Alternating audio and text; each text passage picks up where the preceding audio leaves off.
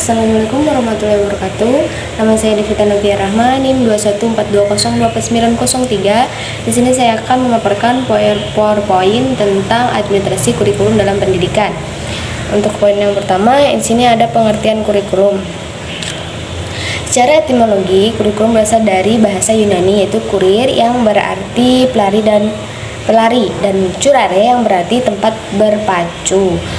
Jadi istilah kurikulum berasal dari dunia olahraga pada zaman Romawi kuno di Yunani yang mengandung pengertian suatu jarak yang harus ditempuh oleh pelari dari garis start sampai garis finish. Dalam perkembangan selanjutnya, istilah kurikulum dipakai dalam dunia pendidikan dan pengajaran, yang dalam konteksnya kurikulum dapat diartikan secara sempit dan luas. Dalam pengertian sempit, kurikulum diartikan sebagai sejumlah mata pelajaran yang diberikan di sekolah. Sedangkan dalam pengertian luas, kurikulum adalah semua pengalaman belajar yang diberikan sekolah kepada siswa selama mereka mengikuti pendidikan sekolah. Dan pengertian luas ini berarti usaha sekolah untuk memberikan pengalaman belajar kepada siswa dalam upaya menghasilkan lulusan yang baik secara kuantitatif maupun kuantitatif tercakup dalam pengertian kurikulum. Kemudian poin B, administrasi kurikulum. Administrasi kurikulum merupakan seluruh proses kegiatan direncanakan dan diusahakan secara sengaja dan bersungguh-sungguh, serta pembinaan secara kontinu terhadap situasi belajar mengajar secara efektif dan efisien demi membantu tercapainya tujuan pendidikan yang telah ditetapkan. Kemudian dalam kaitannya dengan hal ini, pada tingkatan sekolah apapun menjadi tugas utama kepada sekolah ialah menjamin adanya program pembelajaran yang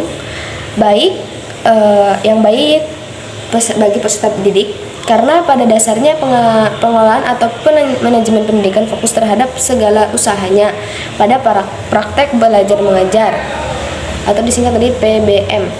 Hal ini menampak jelas bahwa pada hakikatnya segala upaya dan kegiatan yang dilaksanakan di dalam sekolah atau lembaga pendidikan senantiasa diarahkan pada suksesnya PBM tadi. Kemudian poin C, proses administrasi kurikulum. Perencanaan kurikulum. Beberapa pendapat ahli yang mengemukakan bahwa tidak ada aspek-aspek kurikulum yang harus direncanakan jauh sebelum situasi belajar berlangsung. Untuk pelajaran singkat, pendapat-pendapat yang berbeda itu dapat dikelompokkan sebagai berikut. Yang pertama, kurikulum seharusnya direncanakan di muka secara terperinci oleh expert dalam bentuk pengumpulan mata pelajaran.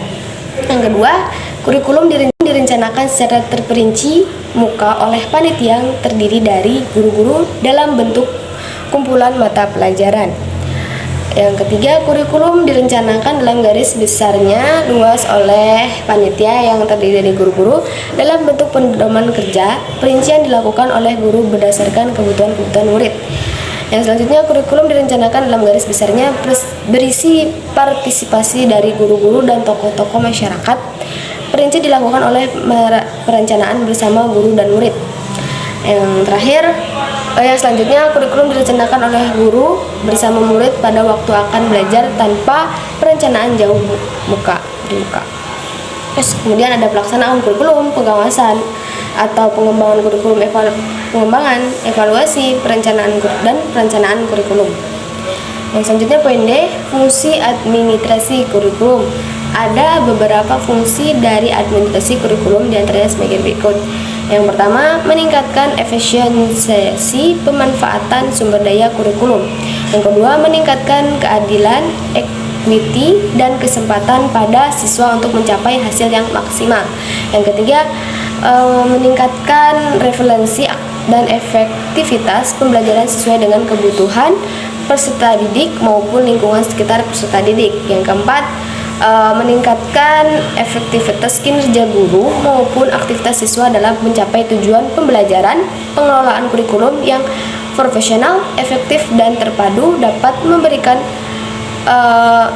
motivasi pada kinerja guru maupun aktivitas siswa dalam mengajar. Yang kelima, meningkatkan efisiensi dalam efektivitas proses pembelajaran mengajar. Yang keenam, meningkatkan partisipasi masyarakat untuk membantu mengembangkan kurikulum. Untuk poin E, peran guru dalam administrasi kurikulum. Guru adalah titik sentral suatu kurikulum. Berkat usaha guru, maka timbul kegairahan belajar mahasiswa. siswa, sehingga memacu belajar lebih keras untuk mencapai tujuan belajar mengajar yang bersumber dan tujuan kurikulum. Untuk guru perlu memiliki keterampilan belajar mengajar. Peran guru lebih banyak dalam tentara kelas. Berikut ini dijelaskan peran guru dalam administrasi kurikulum, yaitu yang pertama implementer, yang kedua adapters, yang ketiga developer, yang keempat researchers. Sekian presentasi PowerPoint dari saya. Assalamualaikum warahmatullahi wabarakatuh.